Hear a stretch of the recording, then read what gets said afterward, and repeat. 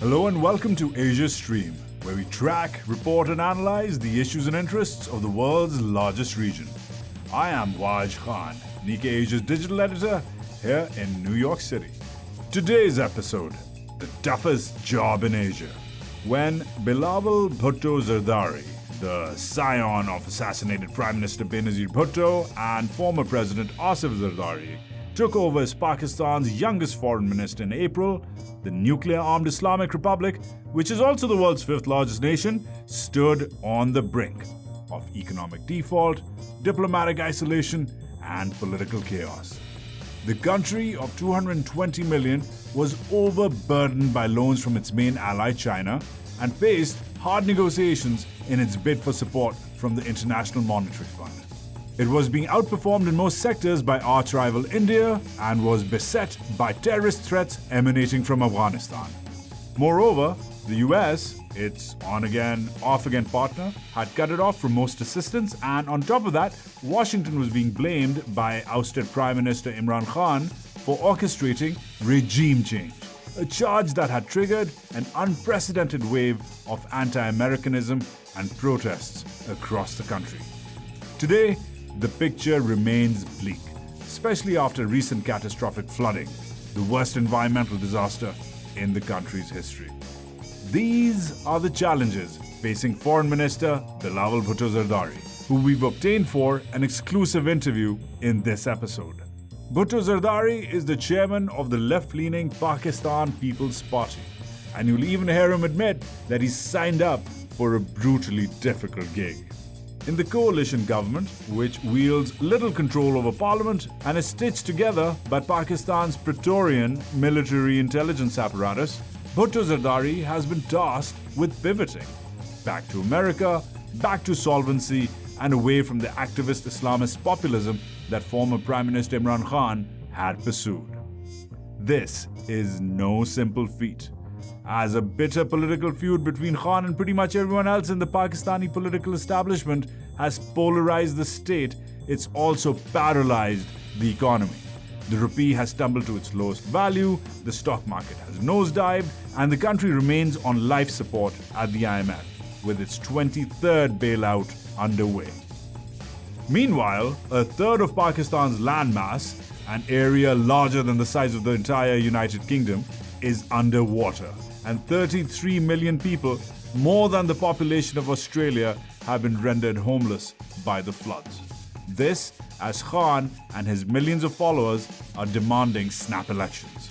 Mr. Bhutto-Zardari may just have the toughest job in Asia, trying to repair ties with an America that feels betrayed after the loss of Afghanistan, trying to get relief from a China that isn't doing too well itself, trying to get the Taliban next door to control terrorists from not crossing over, trying to outmaneuver arch-rival India, which seems to be better at pretty much everything it does, and, most importantly, trying to stay in power.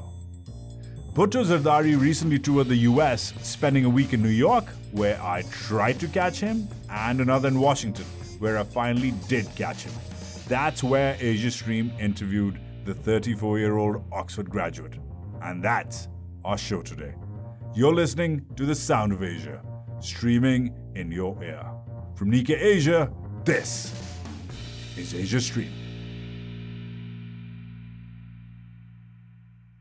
A reminder that Nikkei Asia is currently offering an exclusive discount for our podcast listeners. Get 3 months of our award-winning coverage for just $9. To redeem, just click the link in the episode description. All right, it's so good to be back in our New York studio. Now, Asia Stream was off last week because I was off reporting in DC, which I must confess was warmer than Gotham, but I have returned a victor with what is an exclusive interview with Pakistan's foreign minister.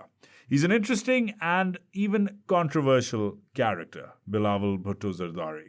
He is the second foreign minister in his family. His grandfather, Zulfikar Ali Bhutto, served in the same role before he became Pakistan's prime minister and was then executed. His mom, Benazir Bhutto, was also PM. By the way, I've never put this on the record before. She had an interview scheduled with me back in 2007, but was assassinated just a couple of days before we could meet. I still have the emails.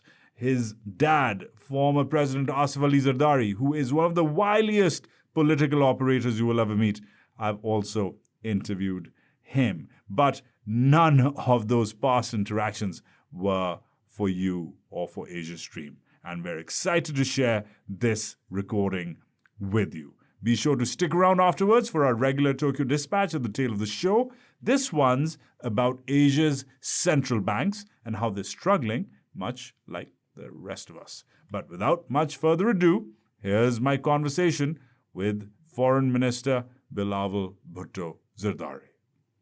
Mr. Foreign Minister, thank you for doing this. Thank you for having me. You're the youngest foreign minister in the country's 75-year history, and yet you are beset by a set of problems which are unparalleled. You have a breakdown of what was once an alliance, which you're trying to repair here in the United States. You are caught between a rock and a hard place with Beijing, and you are next to what you call a Hindu supremacist neighbor in India. You also now have the largest natural catastrophe in the country's history at your hands. The only person who gets close to this sort of portfolio of problems was your late grandfather, which around 1971 had similar issues, if not the same, he was dealing with. How does it feel to fill those shoes? I don't know about filling those shoes, and I don't know if anyone can fill those shoes, but obviously when we took over, it's been an incredibly challenging time. I think being Foreign Minister of Pakistan is probably anyway one of the most challenging foreign ministries to guide on the world. Not because, our team is fantastic. We probably have the best diplomats of anywhere, but the challenges are as such. What we've done sort of from day one has been emphasizing on engagement, positive engagement, and luckily our consistent engagement is beginning to bear fruit. Both here in the context of our relations, ever-expanding relations with the United States, but elsewhere as well. Besides climate, which you say is the only problem on your agenda these days, when you wake up on regular mornings, let's say before the floods, and you were beset by the US versus China versus India, what was your, if I may ask, your Twitter-sized solution set to the three? Which is the bigger problem? I don't know if there's a Twitter-sized solution, but thank you for reminding me. Okay, so obviously engagement is key, but with the floods and the devastation that they have caused, we've amped up our conversations with our partners, with international institutions, because of the desperation of the situation back home. The scale of the tragedy has made our job all the more important. Before a climate, as you know, the biggest challenge that Pakistan was facing was the economic difficulties. And we were all playing our role to ensure that we could help address that. Within our context at the Foreign Office, we are working to enhance trade relations with all countries, also the United States. And actually the initial purpose of all our engagements, and this was supposed to be the conclusion of that, was the fact that we are now having conversations of expanding trade relations between Pakistan and the United States, Pakistan and other countries, but since we're here, I'm talking about the United States in areas such as tech, energy, agriculture, health, and a whole host of fields. We've been working on GSP+, we're working on getting us off FATF, do whatever we can really to improve the economic environment. And obviously the finance team is working incredibly hard with dealing with the IMF itself. But normal foreign ministers from normal countries don't have such a checklist. So to really filter it down, to distill it, right, for our audiences, what's the top three things on your agenda on a given day? I think that all foreign ministers ultimately have this checklist now. Everybody's facing economic difficulties. Everybody prioritizes economic engagement as fast as their foreign relations, particularly post-COVID, where everybody took an economic hit, and the consequences of the Ukraine war and the sanctions over there resulting in economic complications for everyone across the world. So it's become front and center of everyone's foreign policy. Otherwise, literally, it's been 4 months. In those 4 months, I'm sure if you go back to 6 months, our relations were strained in many places. So it has taken not only sort of phone calls, but visits and engagements and delivering on the ground to allow sort of a confidence to build between many of our bilateral relations. Right. speaking of dependencies and bilateralism, there is, you asked this, but I'm going to ask it in a different way. 30% of Pakistan's external debt is owed to China. Now, your party has led the way for decades now in promoting Pak-Chin Dosti. The idea is that what's your China debt restructuring plan? Because you need one, sir. Now, the Chinese don't do debt restructuring. They don't do debt relief. But yet, in this case, it's required. And your party is specially placed because of its history with the Communist Party of China, which goes all the way back to the 60s and beyond, in fact. Do you have a China plan for debt restructuring? As far as Pakistan and China's relations are concerned, they're called all-weather friends for a reason, because they've been all-weather friends throughout our history. My party's contribution is absolutely there. As far as debt restructuring is concerned, I'm not talking about debt restructuring with anyone at the moment. Don't you think you need to? Let me get it. We've talked about debt, deferments. I haven't asked the US or I haven't asked any about restructuring. We're still waiting on our damage needs assessment to be fully done before we have a complimented plan. But that'll be an if, right? And before I get that if, I'm not going to comment on debt restructuring. But as far as Pakistan-China relations are concerned, particularly here in the United States, I hear this 30% thrown out a lot. Well, how much investment is they've done in Pakistan? How much has China invested in Pakistan? How much has China and Pakistan built together? Whether it's our communication network, whether it's the advances in our energy infrastructure, whether it's in our ports. Obviously, when you do development to that scale, there is debt. And I'd really like to ask countries like the United States, how much of their debt is due to China? Right? It's the way of the world. If we go back to 2010, 2011 floods, to restructure, rehabilitate, rebuild from there, we took debt from the World Bank, from the Asian Development Bank. Now, I can't just go to people that X, Y, and Z approve of to get my debt. I am secure and comfortable and confident in the Pakistani-China relationship. I do not need anyone to become a third party to that. We'll have our own conversations, and every time Pakistan and China, whenever we face difficulties, we've been there for each other. And I'm sure that'll happen again. But I will be asking or talking to China myself as the Foreign Minister of Pakistan on behalf of my countries. And in the context of our conversation, whatever comes out, I'll surely let you know. But I think this preemptive concern that we see at some of the think tanks is a bit unnecessary. Your reset or your attempted reset while you're here to repair ties in Washington, do you think Beijing is watching it warily? Does Beijing have reason to worry about Bilawal Bhutto-Zardari here in Washington doing his thing? Particularly of Bilawal Bhutto-Zardari. I think that we are confident, as I just said, we are confident in our relationship with China, and China is confident in me. And I honestly believe it doesn't serve our purpose, it doesn't serve America's purpose, it doesn't serve China's purpose. If Pakistan were to play a role of a divider or a divisive force, we have in the past been a bridge. At the time when diplomatic relations were being established between Pakistan and China, the People's Party, the Foreign Ministry, and Pakistan played an incredible role. And even today, if I see ourselves or Pakistan or myself playing any role between the two great powers, I would hope it would be that of a bridge. All right.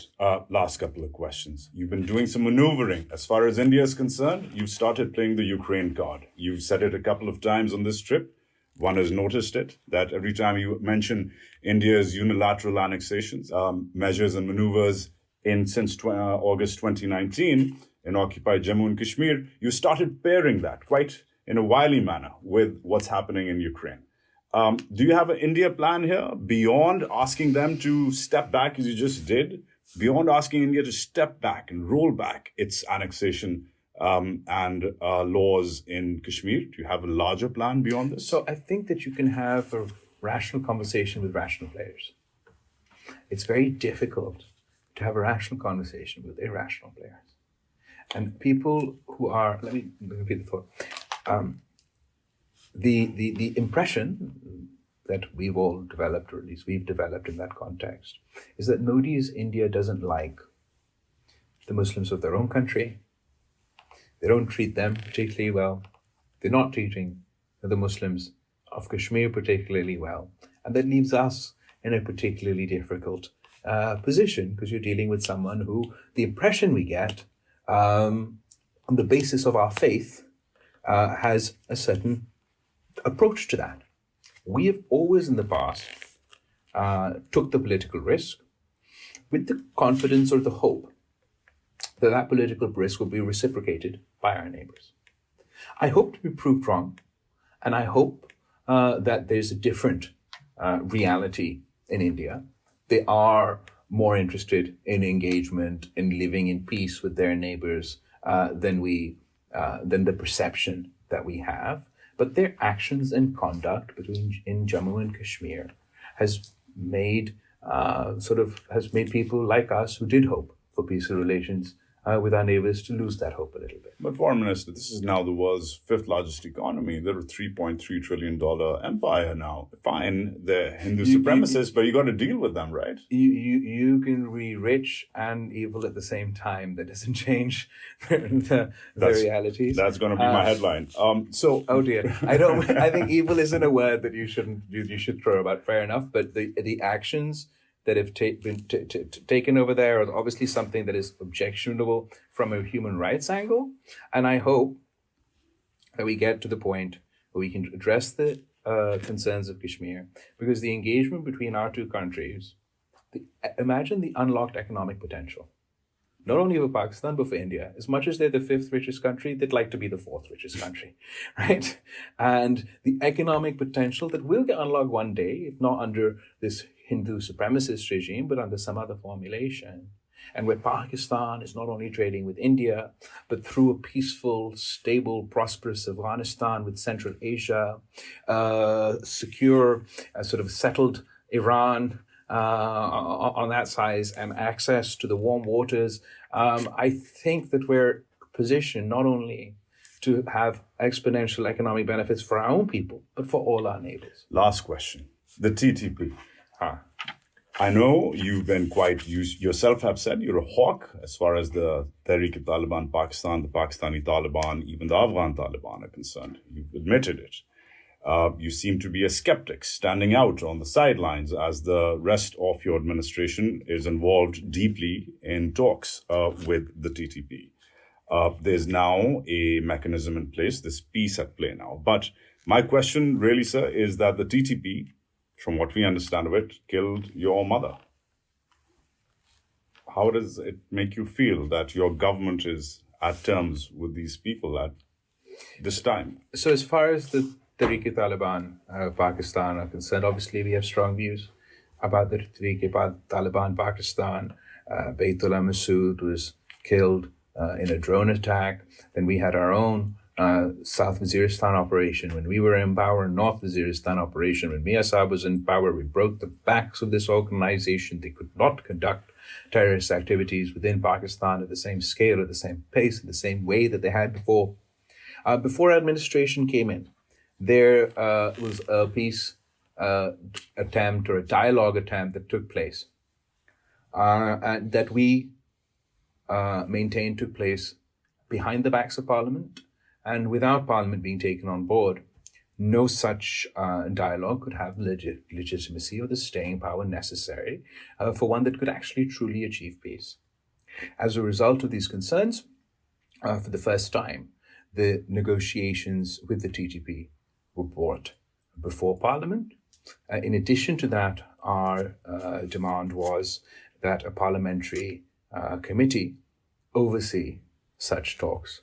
I'm not sure of the status of talks as we speak right now, because I believe quite a few changes have happened. I hope that our suspicions, as far as sort of our past experience with dialogue not working out, I hope that sort of we prove wrong there and we reach an agreement or an understanding where we live in peace, where people come back and accept Pakistan's constitution, our way of life, and live peacefully within Pakistan. I'm not that optimistic that necessarily will be the outcome, but the process is there and one can hope. Your government conducted, not your government, but the military conducted airstrikes earlier this summer inside Afghan territory to push the TTP and other assets back. Do you condone that?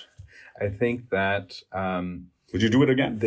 Look, terrorism has to be our red line. People who conduct violence within Pakistan, violence against Pakistani citizens, and violence against Pakistani's armed forces will have to answer for it.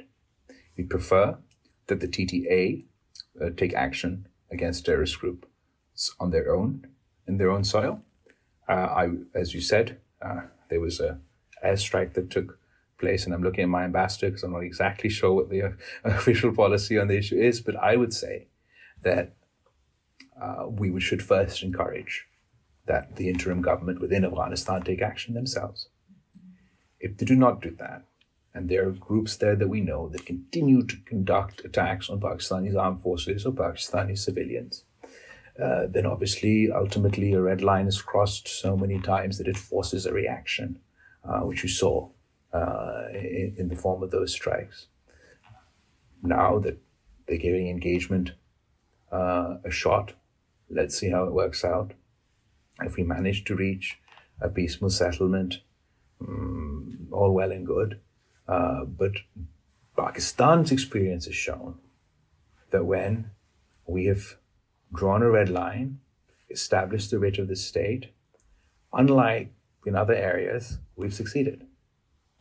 And that may be the path going forward.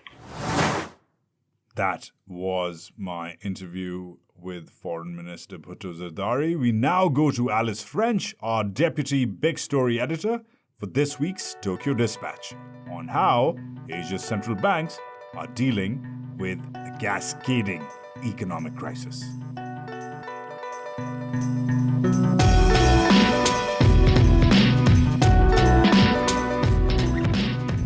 Konnichiwa and welcome to the Tokyo Dispatch, where I send regular updates from the narrow streets and neon lights of Tokyo, home to Nikkei HQ and hub for our East Asia coverage. This week's big story looks at the diverging policies of Asia's central banks in response to the worldwide post-COVID economic downturn.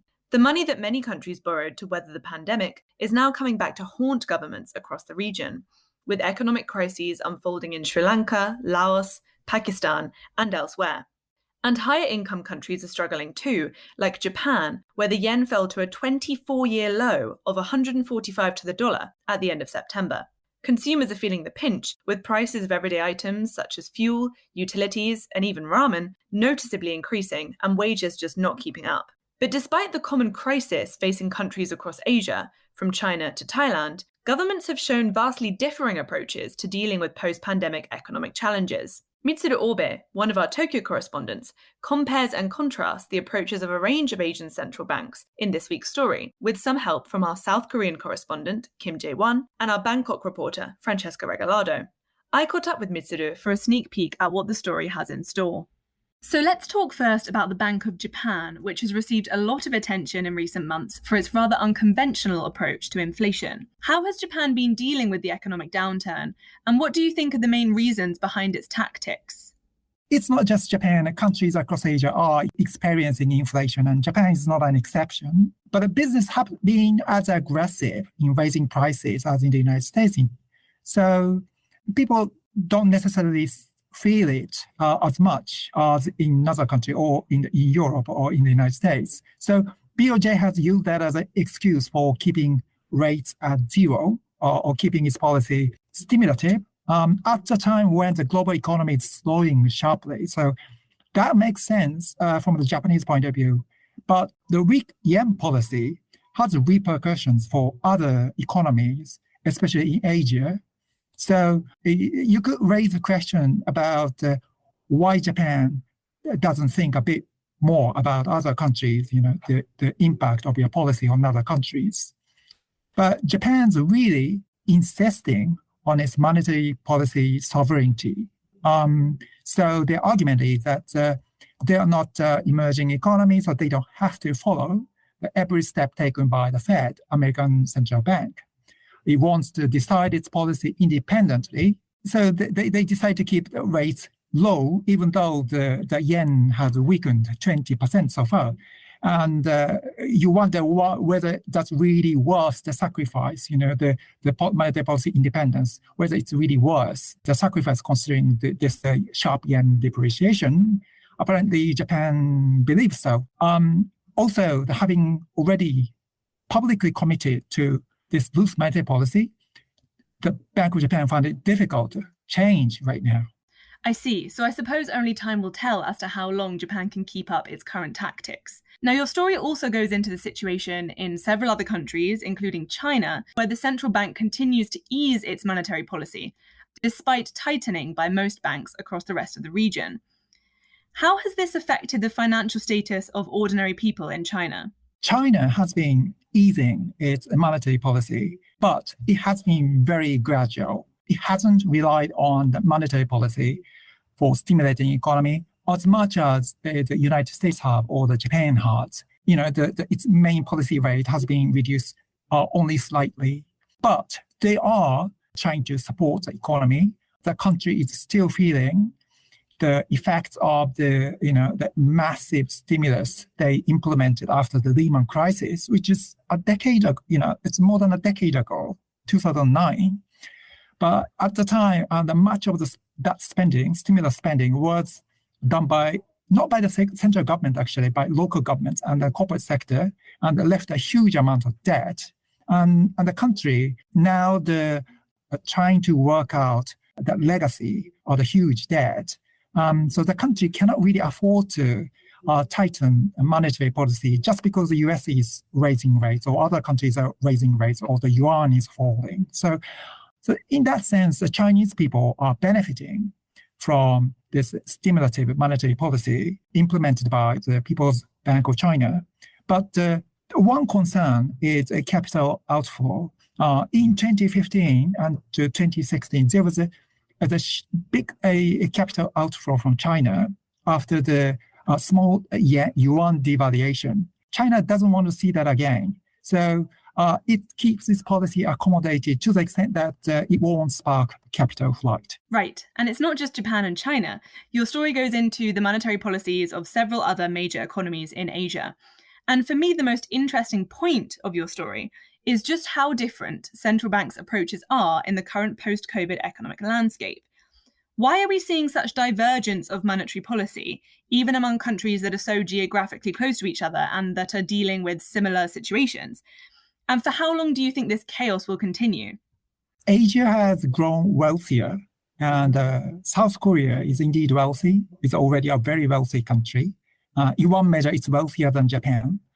China has a huge middle class. So in that sense, all these countries look similar, but they have different economic systems. Japan has a reserve currency and insists on its monetary policy sovereignty or independence.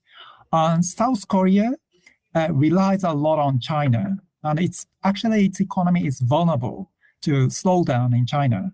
So, and the country also has other challenges like it experienced capital outflows or the currency crisis in 1998 and 2008. And so people are aware of it, and then the central bank is aware of it, and then has to take steps to prevent such a risk. South Korea also has a housing market bubble in Seoul. So on one hand, it has to keep rates high to attract, keep the currency strong. But on the other hand, it has to protect the economy from the slowdown in China. So it's in a tight spot. And other Asian countries are also concerned about capital outflow as much as inflation. So their central banks tend to keep pace with the US, but at the same time, their economy is not as strong as the United States in terms of their ability to, withstand higher interest rates. So those central banks also have a difficult choice to make. So the situation, this policy divergence, is likely to continue between Japan and the US, between China and the US, or the rest of Asia. This means potentially more turmoil in the financial markets. Thank you very much to Mitsuru for chatting to me about his story. You can read his full piece on Wednesday on the Nikkei Asia website. This has been Alice French with the Tokyo Dispatch for Asia Stream. Mata ne!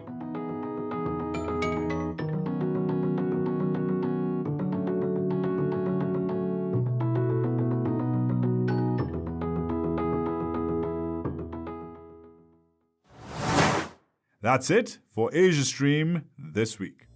As always, I encourage you to head to Nikkei Asia at asia.nikkei.com for more in-depth coverage of Pakistan and all things related to Asia. If you enjoyed this podcast, please share, subscribe, and leave us a review and hopefully a 5-star rating. And a last reminder that Nikkei Asia is currently offering an exclusive discount for our podcast listeners. To get the discount, click the link. Just click it. It's in the episode description. This episode was produced by the one and only Monica Hunter-Hart, and I'm your host, Waj Khan. Next week, we'll stream again. So don't swim too far downstream, because we'll be back soon with an episode on the ongoing Iranian protests, where we'll even be talking to a brave woman who's been demonstrating on the ground against another Islamic republic. Talk then.